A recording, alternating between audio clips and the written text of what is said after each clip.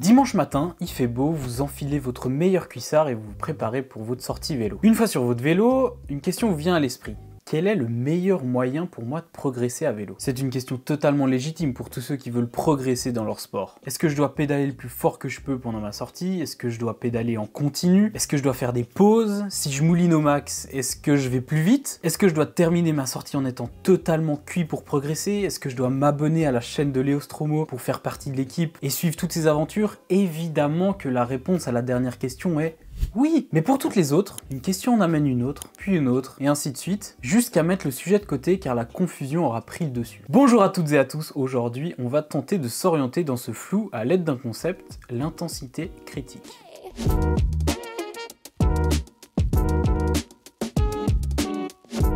Certains connaissent déjà ce concept, d'autres en ont jamais entendu parler, et c'est bien le but de la vidéo, définir globalement ce concept d'intensité et apprendre à l'utiliser pour progresser. Dit comme ça, c'est plutôt cool, non? En tant que pratiquant de sport, progresser, c'est généralement ce qu'on veut. Déjà, dans intensité critique, il y a deux mots. Le premier, l'intensité. Je pense qu'on est tous plutôt familiers avec ce mot, mais en gros, si tu sprintes en course à pied, il y a beaucoup d'intensité, si tu marches, il y en a peu. Le deuxième, le mot critique. Comme ça, on pourrait penser à un point de rupture, une tension entre deux mondes, deux états, deux parties. Et si on met les deux ensemble, intensité critique, on peut penser à un point de séparation entre deux mondes. Ça pourrait être un début de réflexion. Avant de poursuivre cette réflexion, j'aimerais vous présenter Nolio qui sponsorise cette vidéo. Nolio, c'est une plateforme de planification, de suivi et d'analyse des entraînements. Je l'utilise depuis 1 an déjà et je l'adore pour plusieurs raisons. Nolio, c'est une plateforme multisport spécialisée dans les sports d'endurance qui réunit sportifs et entraîneurs. On se retrouve directement sur mon Nolio, on peut voir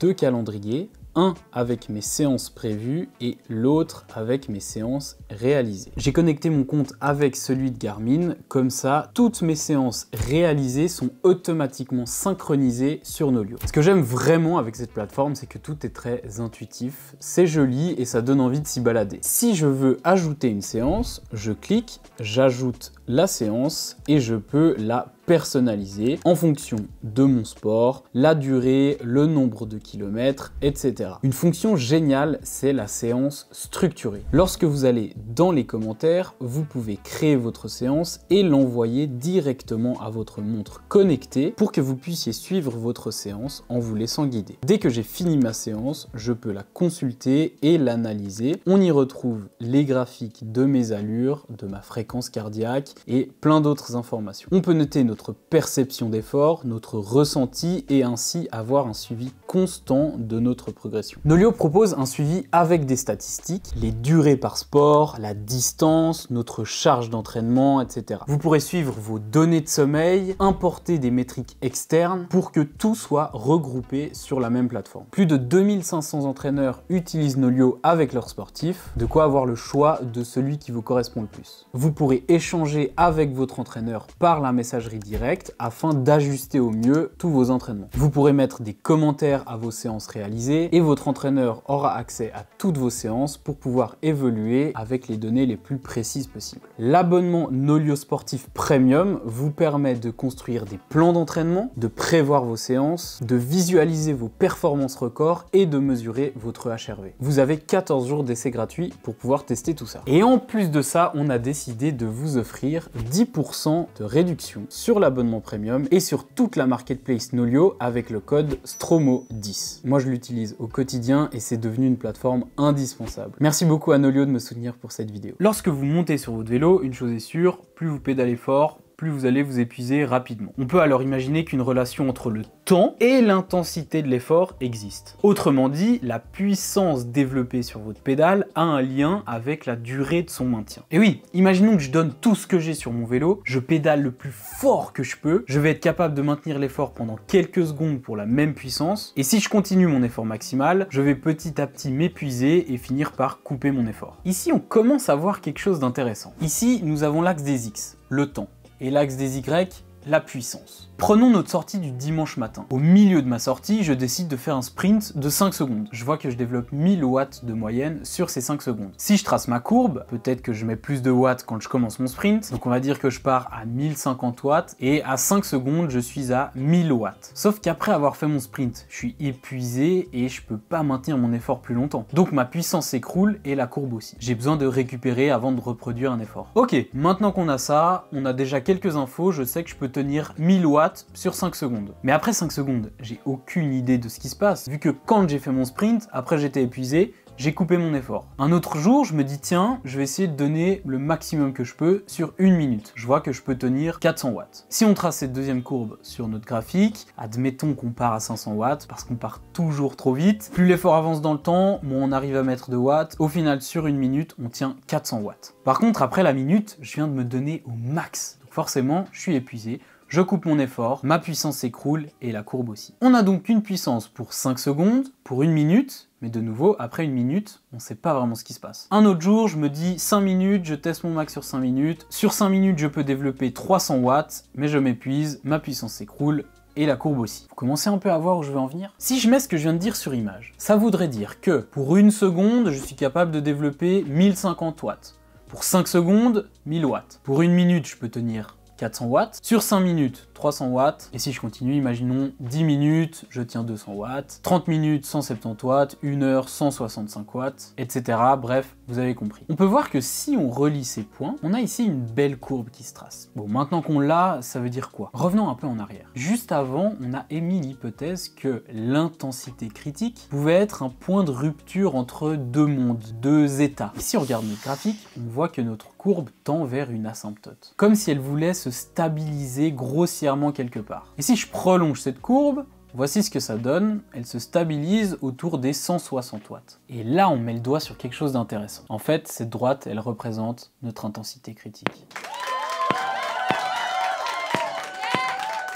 Au-dessus de cette intensité, il y a un monde, au-dessous, il y en a un autre. Notre concept s'éclaircit petit à petit. À vélo, l'intensité va se traduire par de la puissance. On utilise souvent la puissance à vélo pour quantifier notre effort d'un point de vue externe. On va alors parler de puissance critique. En course à pied et en natation, on utilise la vitesse. On va alors parler de vitesse critique. Mais l'idée d'intensité critique reste la même quel que soit le sport. Si on doit résumer l'intensité critique, c'est l'intensité maximale à laquelle notre effort peut, en théorie, être maintenu indéfiniment. Sur notre exemple, 160 watts. Notre système aérobie est capable de produire assez d'énergie pour maintenir notre effort. Au-dessous de notre intensité critique, l'effort dure dans le temps, on peut le prolonger. Au-dessus de cette intensité, on puise dans des réserves et ça nous mène rapidement à l'échec. Ces réserves sont comme une grosse batterie qui peut délivrer beaucoup d'énergie à un moteur, sauf que cette batterie se vide très rapidement et met du temps à se recharger. En gros, en dessous de notre intensité critique, c'est cool, au-dessus, c'est pas cool. D'ailleurs, on peut le voir sur notre graphique. Nous avons notre courbe. Je sais que sur 5 minutes, je peux développer 300 watts. Et si je pédale à mon intensité critique pendant ces 5 minutes, donc à 160 watts, l'effort va être relativement facile. Maintenant, si au bout de ces 5 minutes, je décide de placer une accélération, je vais mettre plus de watts, donc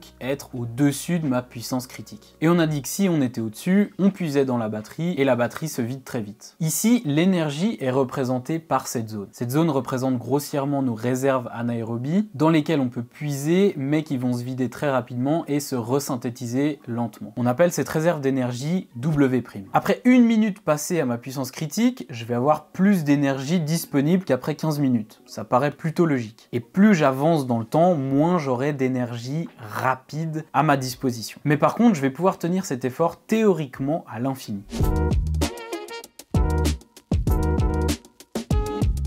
Maintenant, on a vu que pour tracer cette courbe, on a dû faire plein de tests maximaux. 5 secondes, 1 minute, 5 minutes, etc., etc. Sauf que dans la réalité, ça prendrait beaucoup trop de temps et d'énergie pour calculer tout ça. Une valeur pour 1 minute, 2 minutes, 3 minutes, 40 minutes, 41 minutes, bref.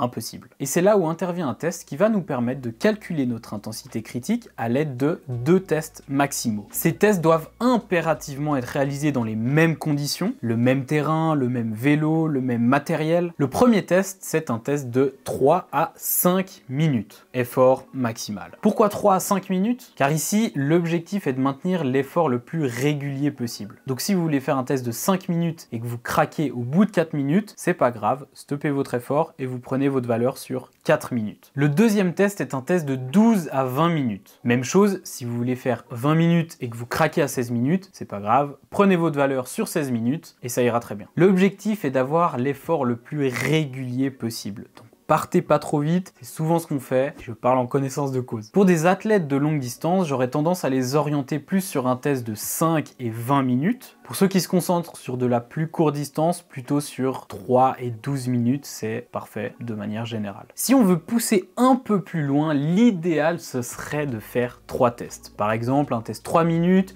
8 minutes et 20 minutes. Maintenant qu'on a réalisé ces 2 tests, qu'est-ce qu'on fait de nos valeurs? Pour obtenir cette intensité critique, on va forcément utiliser une formule. Et pour faire plus simple, on va se rendre directement sur Nolio. Donc vous lancez votre application Nolio, vous cliquez sur Suivi, vous allez dans votre profil sportif. Ensuite, dans l'onglet Performance, on clique sur le petit symbole ici, Calculer. On entre nos valeurs en fonction de ce qu'on a calculé. Et on va prendre mon exemple. Récemment, je devais faire un test 5 minutes et 20 minutes. Après avoir terminé comme ça sur mon test 5 minutes... Oh, j'ai la tête qui tourne. J'ai vu que les 3 premières minutes étaient bien plus élevées en termes de puissance que les 2 dernières. J'ai donc pris ma valeur uniquement sur 3 minutes car j'ai considéré que ma valeur sur 5 minutes n'était pas assez représentative et pas assez cohérente. Et pour le deuxième test, j'ai finalement fait un test de 15 minutes. Pourquoi 15 minutes à la place de 20? Car après avoir choisi 3 minutes, le saut entre 3 minutes et 20 minutes était pour moi trop élevé. C'est pour ça que j'ai décidé de réduire un peu l'écart en prenant 15 minutes. Cette fois-ci, je suis allé au bout de mon effort de manière constante et forcément, j'ai fini comme ça.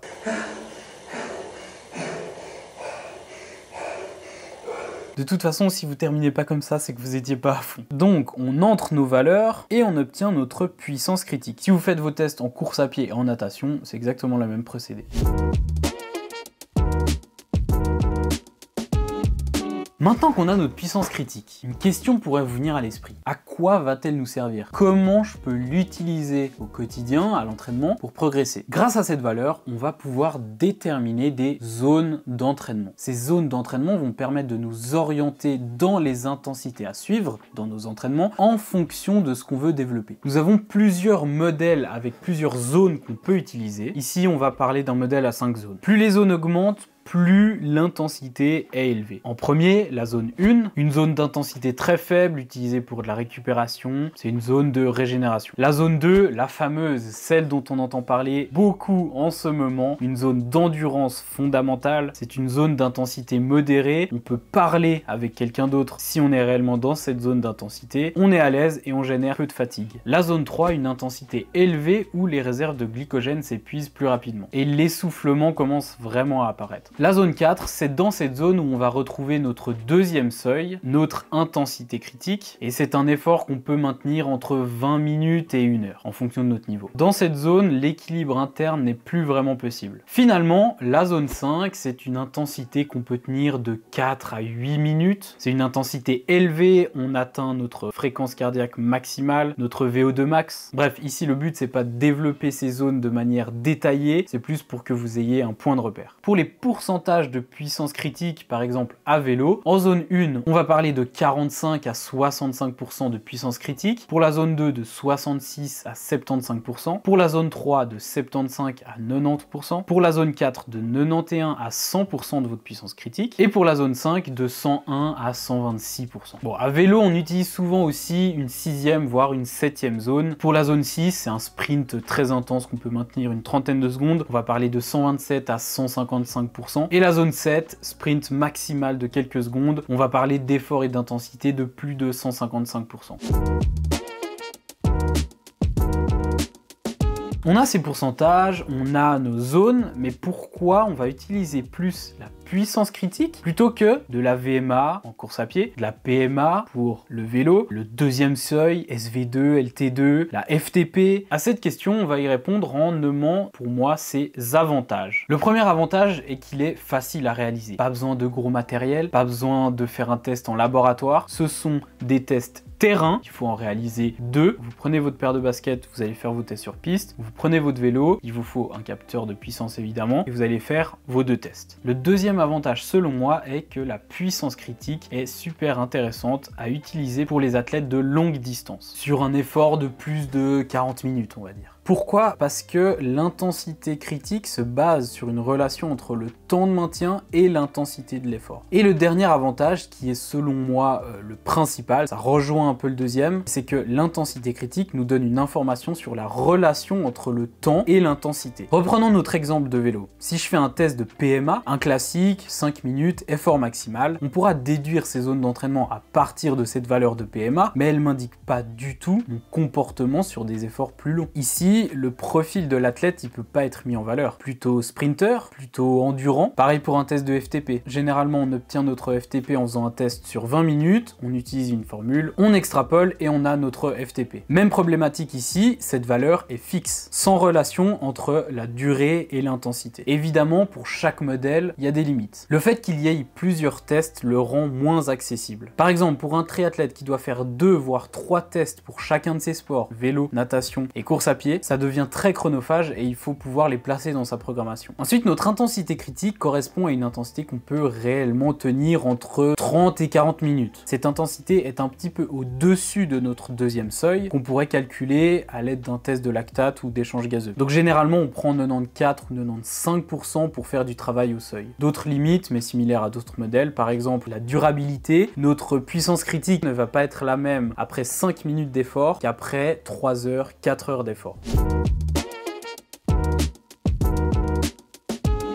Grâce à ces 2 tests, on va pouvoir déterminer des profils. Est-ce que je suis plutôt endurant? Est-ce que je suis plutôt un sprinter? Est-ce que je suis plutôt explosif? On peut ainsi choisir des capacités spécifiques à travailler en fonction de nos forces, nos faiblesses, en fonction de la spécificité de notre sport, en fonction de nos envies, etc. Dans mon cas, par exemple, j'ai un profil de quelqu'un qui est plutôt sprinter. Je suis très explosif. Et grâce à une saison hivernale plutôt orientée sur le développement d'une base aérobie, d'une base d'endurance, j'ai pu rattraper mon retard et je me retrouve aujourd'hui avec un profil plutôt mixte. Maintenant qu'on a ces éléments, comment on peut progresser avec cette valeur? C'est bien beau d'avoir plein de valeurs, c'est bien beau de discuter, mais comment je peux progresser là-dedans? Premièrement, on se pose la question, quel sport je pratique? Et quand je dis quel sport, vous allez me dire, bah, je fais de la course à pied. Oui, mais dans la course à pied, il y a du 100 mètres, il y a du 50 mètres, il y a du 1500, il y a du 5000, il y a du 10 km, il y a du marathon. Donc au final, dans le même sport, on n'approche pas du tout de la même manière. On va donc parler de spécificité. Faire du 5 km n'est pas du tout équivalent à faire du marathon. Une fois qu'on a défini ça, quelle est la qualité principale à développer pour arriver à être le plus près possible le jour de ma compétition? On a vu un modèle de zone d'entraînement. Est-ce que je vais passer ma course plutôt dans une zone 2, plutôt en zone 4? Est-ce que je vais faire des efforts mixtes? Par exemple, dans une course de vélo, on a souvent des intensités de type zone 2, zone 3, avec des gros efforts de type zone 5, zone 6, avec des relances, des sprints, etc. Donc déjà là, on a une idée de ce qu'on a à travailler. Puis, on va utiliser ce que j'appelle le principe de l'entonnoir. Ce principe, c'est quoi? Plus on va s'éloigner de l'échéance, plus on va essayer de développer des capacités non spécifiques à notre pratique du sport. Plus on se rapproche de notre compétition, plus on se rapproche des intensités de course, donc de la spécificité de notre pratique. Par exemple, si je m'entraîne pour un trail de 50 km, je sais qu'un trail de 50 km, ça va se courir principalement en zone 2, donc je peux me dire, ok,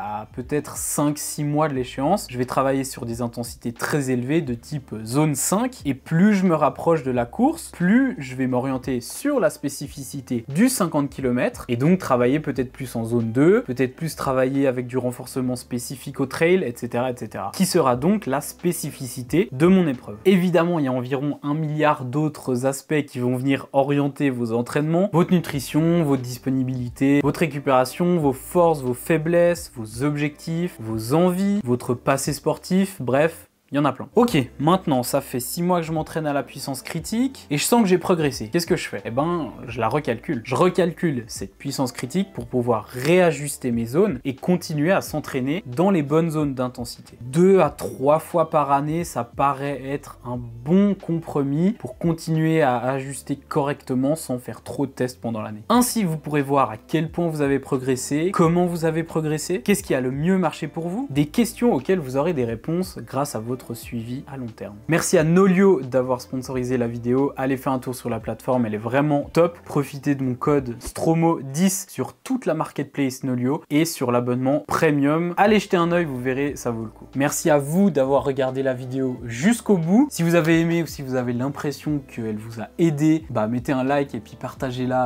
à votre collègue d'entraînement. On se voit très vite et d'ici là, entraînez-vous bien.